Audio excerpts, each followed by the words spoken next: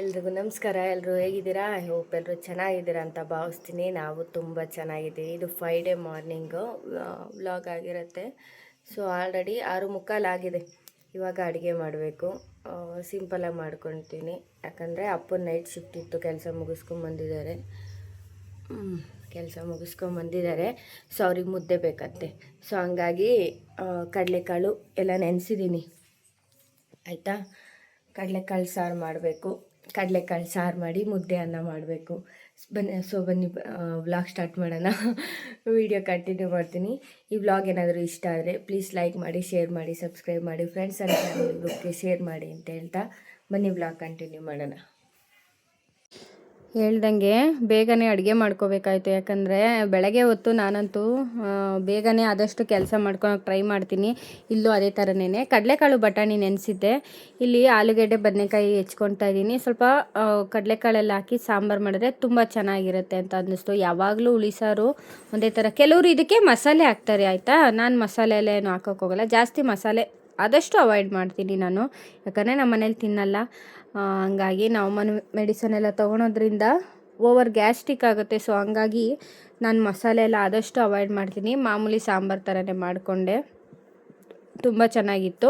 ಸಾಂಬಾರಿಗೆ ಇನ್ನೇನಿಲ್ಲ, ಮಸಾಲೆ ರುಬ್ಲಿಕ್ಕೆ ಈರುಳ್ಳಿ, ಟೊಮ್ಯಾಟೊ, ಕಾಯಿ, ಸಾಂಬಾರು ಪುಡಿ, ಹುಣಸೆಹಣ್ಣು ಇಟ್ಕೊಂಡಿದ್ದೆ ಅಷ್ಟೇ. ಸ್ವಲ್ಪ ಕೊತ್ತಂಬರಿ ಸೊಪ್ಪು ಹಾಕ್ಕೊಂಡಿದ್ದೆ ಮಸಾಲೆ ರುಬ್ಬಕ್ಕೆ. ಕೆಲವರು ಚಕ್ಕೆ ಲವಂಗ ಎಲ್ಲ ಹಾಕ್ಕೊತಾರೆ. ಸೊ ನಾನು ಹಾಕಲ್ಲ, ಯಾಕಂದರೆ ನಮ್ಮ ಮನೇಲಿ ತಿನ್ನಲ್ಲ. ಸೊ ಹಾಗಾಗಿ ಹಾಕೋಕ್ಕೋಗಲ್ಲ. ಇನ್ನೇನು ಕಡಲೆಕಾಳಲ್ಲಿ ನೆನೆಸ್ಕೊಂಡಿದ್ನಲ್ಲ, ಅದಕ್ಕೆ ಆಲೂಗಡ್ಡೆ ಬದನೆಕಾಯಿ, ಈರುಳ್ಳಿ, ಟೊಮೆಟೊ ಹೆಚ್ಕೊಂಡ್ರೆ ಅಲ್ಲಿ ಕೆಲಸ ಅಂತೂ ಮುಗ್ದಿತ್ತು. ಆದಷ್ಟು ನಾನು ಮಸಾಲೆನ ಬೇಗ ರುಬ್ಕೊಳ್ತೀನಿ, ಯಾಕಂದರೆ ಇದು ಹಳ್ಳಿ ಆಗಿರೋದ್ರಿಂದ ಕರೆಂಟ್ ಇರುತ್ತೆ. ಇವಾಗಿರೋ ಕರೆಂಟ್ ಇನ್ನೂ ಸ್ವಲ್ಪ ಹೊತ್ತಿಗಿರಲ್ಲ. ನಾನು ಬೆಳಗ್ಗೆ ಹೊತ್ತೆಲ್ಲ ಒಳ್ಕಲ್ಲಲ್ಲಿ ರುಬ್ಬಿ ಮಾಡೋದು ತುಂಬ ಲೇಟ್ ಆಗಿಬಿಡುತ್ತಲ್ವ. ಸೊ ಹಾಗಾಗಿ ಮನೇಲಿದ್ದರೆ ಓಕೆ, ಕೆಲ್ಸಕ್ಕೆ ಹೋಗೋವಾಗ ಅವೆಲ್ಲ ಮಾಡೋಕ್ಕೆ ತುಂಬ ಕಷ್ಟ ಆಗುತ್ತೆ. ಸೊ ಹಂಗಾಗಿ ನನಗೆ ಹಂಗೆ ಈಸಿ ಆಗುತ್ತೋ ಆ ಥರ ಮಾಡ್ಕೊತೀನಿ. ನೋಡ್ತಾ ಇರ್ಬೋದು, ಮಲ್ಟಿ ಟಾಸ್ಕಿಂಗ್ ಅಂತೂ ಡೆಫಿನೆಟಾಗಿ ನಡೆಯುತ್ತೆ ನನ್ನ ಹತ್ರ. ನಾನು ಮಾಡೋದು ಒಂದು ಕಡೆ ಸಾಂಬಾರಿಗೆಲ್ಲ ಒಗ್ಗರಣೆ ಹಾಕ್ಕೊಂಬಿಡೋಣ ಅಂತೇಳಿ ರೆಡಿ ಮಾಡ್ಕೊತಾ ಇದ್ದೆ. ಇನ್ನೊಂದು ಕಡೆ ನಾನು ಅನ್ನಕ್ಕೂ ಇಟ್ಕೊಂಬಿಟ್ಟೆ. ಕುಕ್ಕರಿಗೆ ಎಣ್ಣೆ ಎಲ್ಲ ಕಾಯ್ದಿದ ತಕ್ಷಣ ನಾನು ಇಲ್ಲಿ ಒಗ್ಗರಣೆ ಸ್ಟಾರ್ಟ್ ಮಾಡ್ಕೊಂಡಿದ್ದೀನಿ. ನೀವು ನೋಡ್ತಾ ಇರ್ಬೋದು.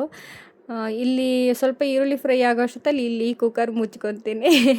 ಸೊ ಹಂಗಾಗಿ ಇನ್ನೇನು ಒಗ್ಗರಣೆಗೆ ಎಣ್ಣೆ ಹಾಕ್ಬಿಟ್ಟು ಸಾಸಿವೆ ಹಾಕ್ಕೊಂಡು ಈರುಳ್ಳಿ ಹಾಕ್ಕೊಂಡು ಫ್ರೈ ಮಾಡ್ಕೊತಾ ಇದ್ದೀನಿ. ಈರುಳ್ಳಿ ಮತ್ತು ಕರಿಬೇವಿನ ಸೊಪ್ಪನ್ನ ಹಾಕ್ಕೊಂಡು ಫ್ರೈ ಮಾಡಿಕೊಂಡೆ. ಇನ್ನೊಂದು ಕಡೆ ಅನ್ನಕ್ಕೆ ಇಟ್ಕೊಂಡೆ. ಸೊ ಬೇಗ ಆಗುತ್ತಲ್ಲ, ಹಾಗಾಗಿ ಆದಷ್ಟು ಎಲ್ಲ ಮನೆ ಹೆಣ್ಮಕ್ಳು ಇದೇ ಥರನೇ ಮಾಡ್ಕೊತಾರೆ, ಯಾಕಂದರೆ ಬ್ಯುಸಿ ಶೆಡ್ಯೂಲ್ ಅವ್ರಿಗೂ. ಹಾಗಾಗಿ ಹೆಚ್ಚಿಟ್ಕೊಂಡಿರೋ ತರಕಾರಿ, ಕಡಲೆಕಾಳು, ಬಟಾಣಿ ಇಷ್ಟನ್ನು ಹಾಕಿ ಸ್ವಲ್ಪ ಫ್ರೈ ಮಾಡ್ಕೊತೀನಿ. ನಾನು ಈ ಥರ ಮಾಡಿದ್ರೆ ನನಗೆ ಸ್ವಲ್ಪ ಇಷ್ಟ ಆಗುತ್ತೆ. ಸೊ ಹಂಗಾಗಿ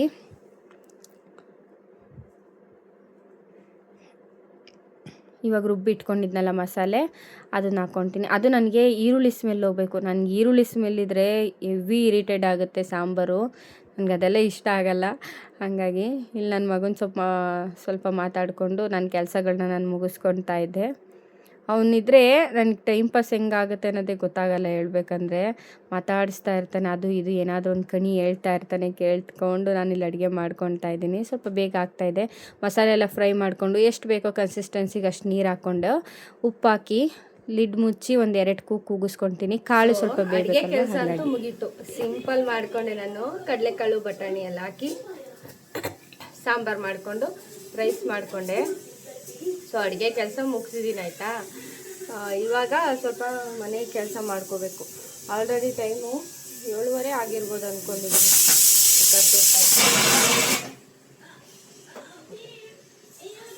ಟೈಮ್ ಆಗಿದೆ 7:30 ಆಗಿದೆ ಅಂದ್ಕೊತೀನಿ. ಇವಾಗ ರೆಡಿ ಆಗಬೇಕು. ಸೊ ರೆಡಿ ಆಗೋಣ ಬನ್ನಿ. ಸೊ ನನ್ನ ಕಣ್ಣಿಗೆ ಏನೋ ಆಗಿದೆ ಅನಿಸುತ್ತೆ, ಉರಿತಾ ಐತಿ, ಗೊತ್ತಿಲ್ಲ ಇದು ಏನಾಗಿದೆ ಅಂತ. ರೆಡಿ ಆಗಬೇಕು.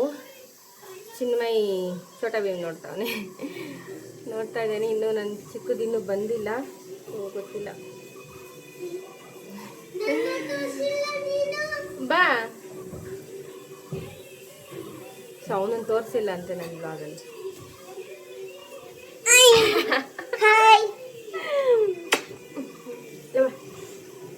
ಸೊ ರೆಡಿ ಆಗಬೇಕು. ಪ್ಲಸ್ ಸ್ವಲ್ಪ ಸಣ್ಣ ಪುಟ್ಟ ಕೆಲಸ ಇದೆ, ಮಾಡ್ಕೊಳ್ಬೇಕು.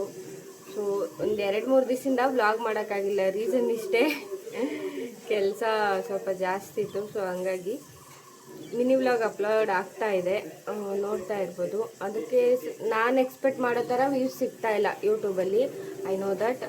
ಬಟ್ ಬೇರೆ ಇನ್ಸ್ಟಾಗ್ರಾಮು ಫೇಸ್ಬುಕ್ಕಲ್ಲೆಲ್ಲ ವ್ಯೂಸ್ ಬರ್ತಾ ಇದೆ, ಅದೊಂದು ಖುಷಿ ಇದೆ. ಸೇಮ್ ಅಕೌಂಟ್ ಇರೋದ್ರಿಂದ ಬರ್ತಾ ಇದೆ. ಮಿನಿ ವ್ಲಾಗು ಸ್ವಲ್ಪ ಅದು ಎಡಿಟಿಂಗ್ ಸ್ವಲ್ಪ ನನಗೆ ಪ್ರಾಬ್ಲಮ್ಮು, ಯಾಕಂದರೆ ನನಗೆ ಅದು ಮಾಡೋಕ್ಕೆ ಬರಲ್ಲ ಎಡಿಟಿಂಗು ಮಿನಿ ವ್ಲಾಗಿಂದು. ಸೊ ಕಲ್ತ್ಕೊಂಡು ಮಾಡ್ತಾಯಿದ್ದೀನಿ. ಸೊ ವ್ಲಾಗ್ ಇಷ್ಟ ಆಗ್ತಿದೆ ಅಂತ ಅಂದ್ಕೊಳ್ತಾ ಇದ್ದೀನಿ. ಇಷ್ಟ ಆದರೆ ನಿಮಗೆ ಗೊತ್ತಿರುತ್ತೆ, ಇಂಟ್ರಡಕ್ಷನಲ್ಲಿ ಹೇಳಿರ್ತೀನಿ ಆಲ್ಮೋಸ್ಟು. ಸೊ ಮನೆ ಕೆಲಸ ಮುಗಿಸ್ಬೇಕು, ಟೈಮ್ ಆಲ್ರೆಡಿ 7:30 ಆಗಿದೆಲ್ಲ, ಮಾಡ್ಕೊಳ್ಳೋಣ ಬನ್ನಿ.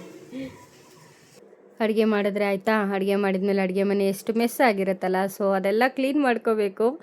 ಸೊ ನಾನು ಫಸ್ಟ್ ಕ್ಲೀನಿಂಗಿಗೆ ಫಸ್ಟ್ ಪ್ರಯಾರಿಟಿ ಕೊಡ್ತೀನಿ, ಯಾಕಂದರೆ ಅಡುಗೆ ಮನೆ ತುಂಬ ಕ್ಲೀನಾಗಿದ್ದರೆ ಪಾಸಿಟಿವ್ ವೈಬ್ಸು ಅಂತ ನನಗನ್ಸುತ್ತೆ ಪರ್ಸ್ನಲಿ. ಸೊ ಹಂಗಾಗಿ ಅದನ್ನು ಅವಾಗಲೇ ಕ್ಲೀನ್ ಮಾಡ್ಕೊಳಕ್ಕೆ ಟ್ರೈ ಮಾಡ್ತೀನಿ. ಇದು ಬ್ಲ್ಯಾಕ್ ಇರೋದ್ರಿಂದ ಸ್ವಲ್ಪ ಕ್ಲೀನ್ ಮಾಡಬೇಕು ಅಂತ ಅನಿಸುತ್ತೆ ನನಗೆ, ಹಾಗಾಗಿ ಅವಾಗವಾಗ ಒರೆಸ್ಕೊಳ್ತಾ ಇರ್ತೀನಿ. ಒಂದು ಆಯ್ತಿದಂಗೆ ಒಂದು ಮಾಡಿಕೊಂಡೆ. ಇಲ್ಲಿ ಚಿನ್ಮ ಎಲ್ಲ ಕೆದರಾಕ್ಬಿಟ್ಟಿದ್ದ, ಅವ್ನು ಎದ್ದಿದ್ದು ಲೇಟು ಇವತ್ತು. ಸೊ ಹಂಗಾಗಿ ಅವ್ನು ಎದ್ದಿದ್ದೆ ಆಲ್ಮೋಸ್ಟ್ ಒಂದು 7:30 ಆಗಿದೆ. ಇವಾಗ ಸಮ್ಮರ್ ಹಾಲಿಡೇಸ್ ಇರೋದ್ರಿಂದ ಎಲ್ಲ ನಾನೇ ಕ್ಲೀನ್ ಮಾಡಿಕೊಡ್ತೀನಿ ಬಿಡು ಅಂತ ಅಂದೆ. ಹಾಗಾಗಿ ಮಾಡಿಕೊಂಡು ಬೆಳಗ್ಗೆನೇ ಸ್ವಲ್ಪ ಕ್ಲೀನ್ ಮಾಡಿಬಿಟ್ಟು ಹೋಗೋಕ್ಕೆ ಆದಷ್ಟು ಟ್ರೈ ಮಾಡ್ತೀನಿ. ಅಮ್ಮ ಇದ್ದರೆ ಅಮ್ಮ ಮಾಡುತ್ತೆ, ಯಾವಾಗಲೂ ಅಮ್ಮಂಗೆ ಡಿಪೆಂಡಿವ್ ಆಗಿರಲ್ಲ ನಾನು. ನನ್ನ ಕೆಲಸ ನಾನು ಆದಷ್ಟು ಮಾಡ್ಕೊತೀನಿ. ಅಷ್ಟೊತ್ತು ನಮ್ಮ ಚಿಕ್ಕದು ಬಂತು.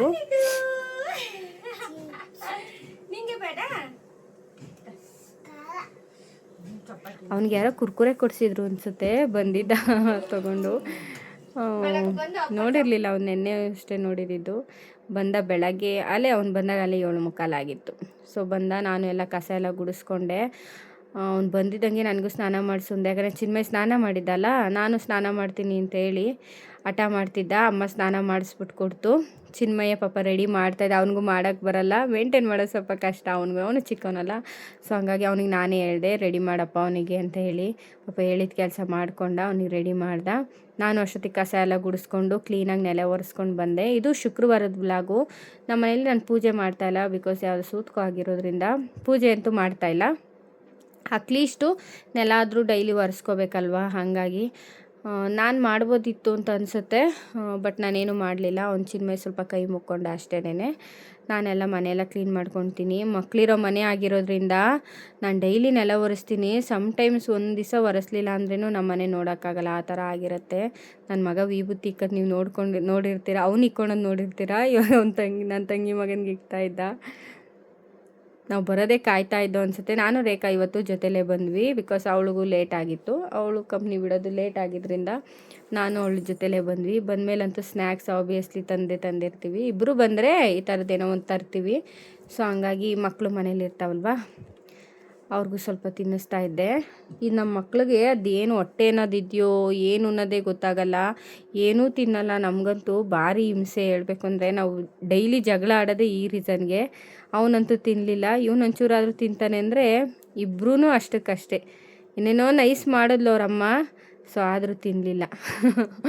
ಅದೇನು ಹೊಟ್ಟೆ ಅನ್ನೋದು ಐತೋ ಇಲ್ವೋ, ದೇವ್ರು ಕೊಟ್ಟಿದ್ದಾನೋ ಇಲ್ವೋ ಅದು ಗೊತ್ತಾಗಲ್ಲ ನಮಗೆ. ಕೇಳಿದ್ದೆಲ್ಲ ಕೊಡ್ಸೋರು ತಿನ್ನಲ್ಲ. ಊಟ ಮಾಡ್ಸೋಕ್ಕೆ ಒಂದು ಬಿಸ್ಕು ಅಯ್ಯೋ ಗಾಡಿ ಓಡಿಸಿದ್ರೆ ಜೀವ ಜಲ್ಲೊಂದು ರಾತ್ರಿ ಅದಕ್ಕೆ ಹೇಳಿದೀನಿ ಪಾನಿಪುರಿ ಪಾರ್ಸಲ್ ತಗೊಂಡು ಬೆಳಗಿದ್ದಾಗಲೇ ಮನೆಗೆ ಹೋಗ್ಬಿಡೋತ ಅಂತ ಹೇಳಿ ಅದಕ್ಕೆ ನಾನು ಅವ್ರ ಗಾಡಿ ಕುಂತ್ಕೊಳ್ಳಲ್ಲ. ಇನ್ನೇನು ಕೇಳೋ ಎಲ್ಲ ಬಂದಾಗೆಲ್ಲ ಇವಳಿಲ್ಲಿ ನಾನು ಗಾಡಿ ಓಡಿಸೋದು ನಾಡ್ಕೊತಾ ಇದ್ದಾಳೆ ಹೇಳ್ಬೇಕಂದ್ರೆ. ಇಲ್ಲೂ ಅಮ್ಮ ಎಲ್ಲ ಮುದ್ದೆ ಎಲ್ಲ ಮಾಡ್ತು.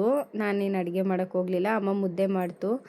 ಸೊ ನಾನು ಆಮೇಲೆ ಅಡುಗೆಯನ್ನೇ ಕ್ಲೀನ್ ಮಾಡ್ಕೊಳೋಣ ಅಂತ ಹೇಳಿ ಮುದ್ದೆ ಮಾಡಿಕೊಂಡು, ನಮ್ಗೆ ಊಟನೇ ಸೇರ್ತಾ ಇರಲಿಲ್ಲ. ಪಾಪ ಅಮ್ಮನೇ ಹಂಗೆ ಹಸ್ಕೊಂಡು ಮಲಿಕೊಂತೀರ ಅಂದ್ಬಿಟ್ಟು 2 ತುತ್ತು ತಿನ್ನಿಸ್ತು. ಅದೇ ಹೆವಿ ಆಗೋಯ್ತು ಊಟ ನಮಗೆ.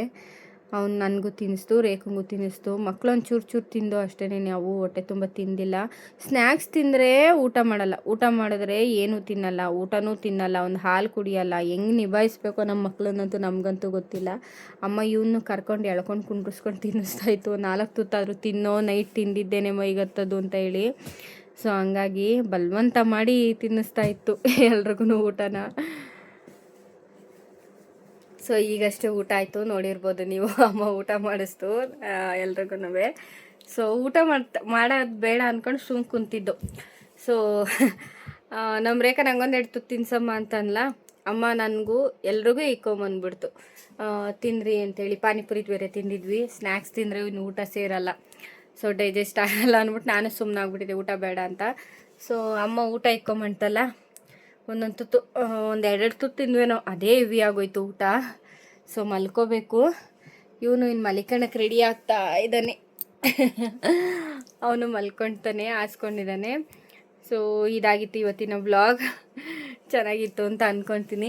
ಈ ವ್ಲಾಗ್ ಏನಾದರೂ ಇಷ್ಟ ಆದರೆ ಪ್ಲೀಸ್ ಲೈಕ್ ಮಾಡಿ, ಶೇರ್ ಮಾಡಿ, ಸಬ್ಸ್ಕ್ರೈಬ್ ಮಾಡಿ, ನಿಮ್ಮ ಫ್ರೆಂಡ್ಸ್ ಆ್ಯಂಡ್ ಫ್ಯಾಮಿಲಿ ಗ್ರೂಪ್ಗೆ ಶೇರ್ ಮಾಡಿ ಅಂತ ಹೇಳ್ತಾ, ಸಣ್ಣ ಸಣ್ಣ ಕ್ಲಿಪ್ಪಿಂಗು ಕೂಡ ಮಿನಿ ವ್ಲಾಗಲ್ಲಿ ಅಪ್ಲೋಡ್ ಆಗ್ತಾ ಇದೆ. ಸೊ ನೋಡಿ, ಸಪೋರ್ಟ್ ಮಾಡಿ, ಆದಷ್ಟು ಇಷ್ಟಪಟ್ಟು ಸಬ್ಸ್ಕ್ರೈಬ್ ಆಗಿ ಅಂತ ಹೇಳ್ತೀನಿ. ಸೊ ಸಿಗುವ ನೆಕ್ಸ್ಟ್ ಇನ್ನೊಂದು ವಿಡಿಯೋದಲ್ಲಿ. ಬಾಯ್ ಬಾಯ್ ಇಲ್ಲ ಚಿರವ, bye bye bye bye bye. Tata, see you next